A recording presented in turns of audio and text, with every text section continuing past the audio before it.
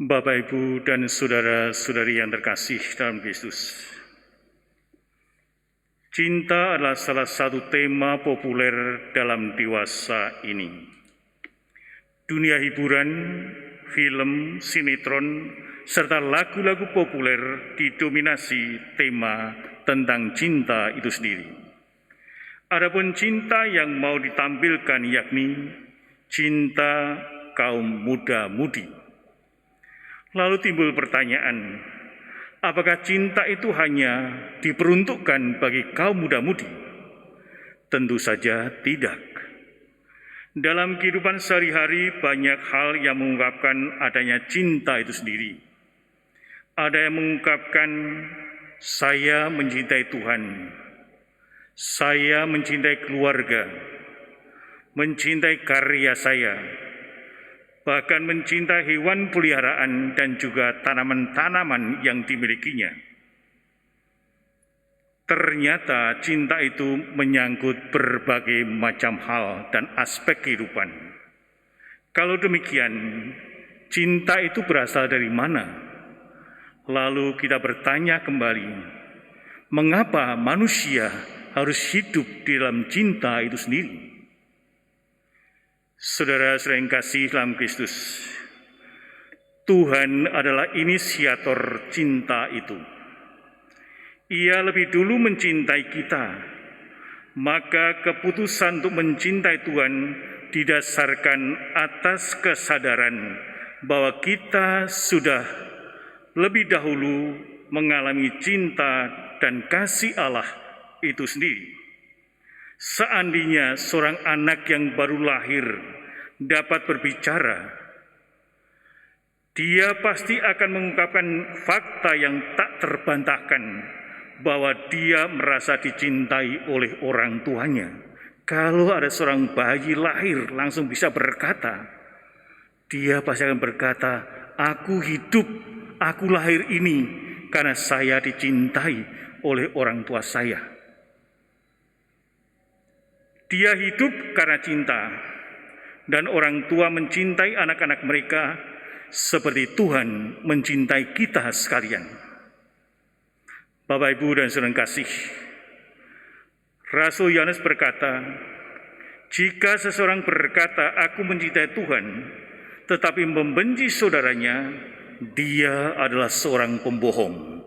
Itu kata Yohanes. Orang yang sering mengumpulkan berbagai alasan untuk tidak mencintai. Ada yang berkata, saya tidak mencintai ayah saya karena dia kasar terhadapku, dia tidak memperhatikan daku dan sebagainya. Atau saya tidak dapat mencintai sesama saya karena mereka curang dan tidak adil, selalu menekan hidup saya, dan sebagainya. Sehingga ada berbagai macam alasan mengapa manusia sering tidak mau mencintai. Bapak, Ibu, dan saudara kasih, iman kita adalah iman yang aktif, iman yang kreatif, iman yang terlibat. Jalan iman kita adalah jalan yang terjun langsung untuk mengasihi sesama kita dari hal-hal yang paling kecil, hal-hal yang sederhana itu sendiri. Tuhan kita bukan hanya sang pembuat mujizat, tetapi juga sumber kreativitas. Tuhan telah menaburkan benih-benih ide untuk kita kembangkan dalam segala aspek kehidupan, terutama aspek cinta kepada sesama manusia. Allah telah menaburkan benih itu sendiri agar kita kembangkan. Cinta yang kita terima dari Allah diharapkan senantiasa berkembang dari hari ke hari. Bapak, Ibu, dan saudara kasih, ada sebuah kisah yang sungguh-sungguh nyata. Dalam sebuah desa ada sebuah keluarga yang sangat sederhana. Keluarga itu hidupnya rukun, hidupnya damai, kendati secara ekonomi itu pas-pasan. Tidak berkelimpahan, namun hidup mereka berkelimpahan rasa syukur itu sendiri. Setiap saat mereka senantiasa mengucap syukur atas apa yang mereka terima dari Allah, atas apa yang mereka miliki. Pada suatu hari, keluarga ini mendengar bahwa ada tetangganya yang sedang sakit. Dia tidak mampu membawa ke rumah sakit karena tidak mempunyai uang. Pada satu malam setelah keluarga ini berdoa bersama, lalu berbicara satu sama lain, dalam pertemuan dalam keluarga itu berkata, kita harus membantu keluarga itu. Kebetulan keluarga itu baru saja menjual seekor kambing. Lalu keluarga memutuskan separuh dari hasil itu, uang yang kita terima itu, kambing itu kita berikan pada keluarga itu. Dan betul, kambingnya dijual 4 juta.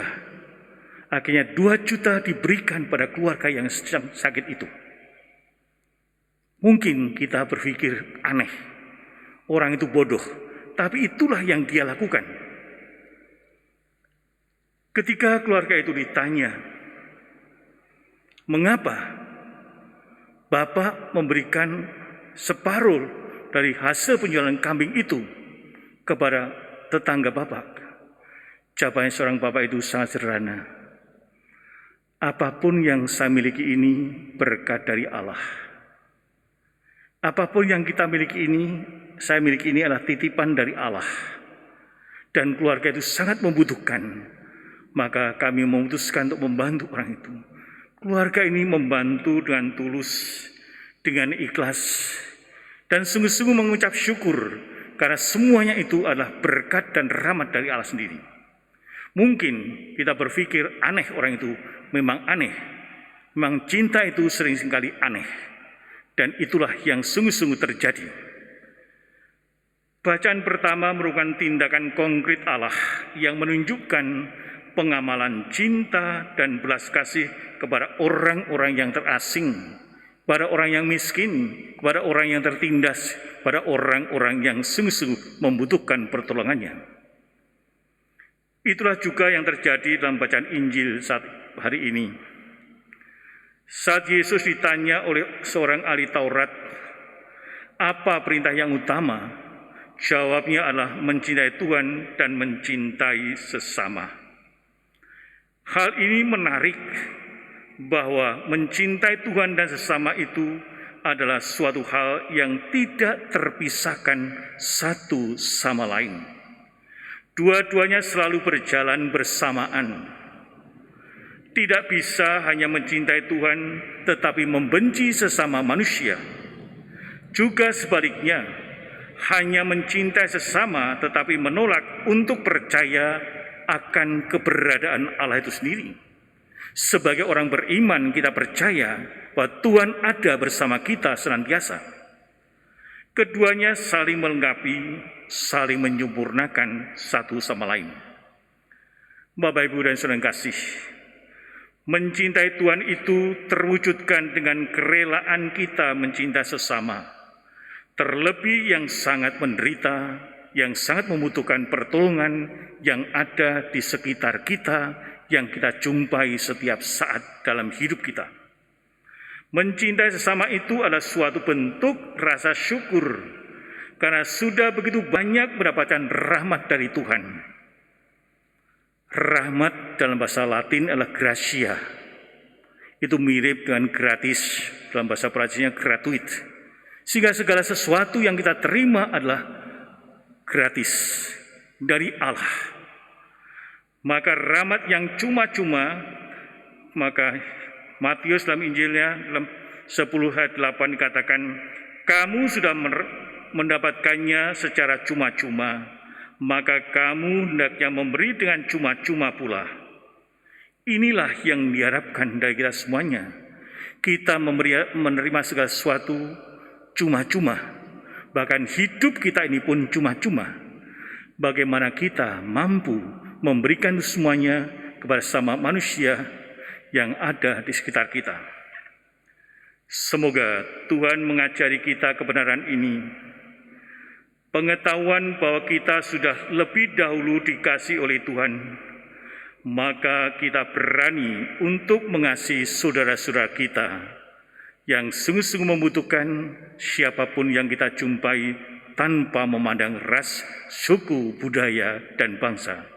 Dengan cara demikian, maka kita akan semakin mensyukuri hidup ini, bahwa hidup ini indah, hidup ini baik, hidup ini anugerah dari Allah. Tuhan memberkati kita semua.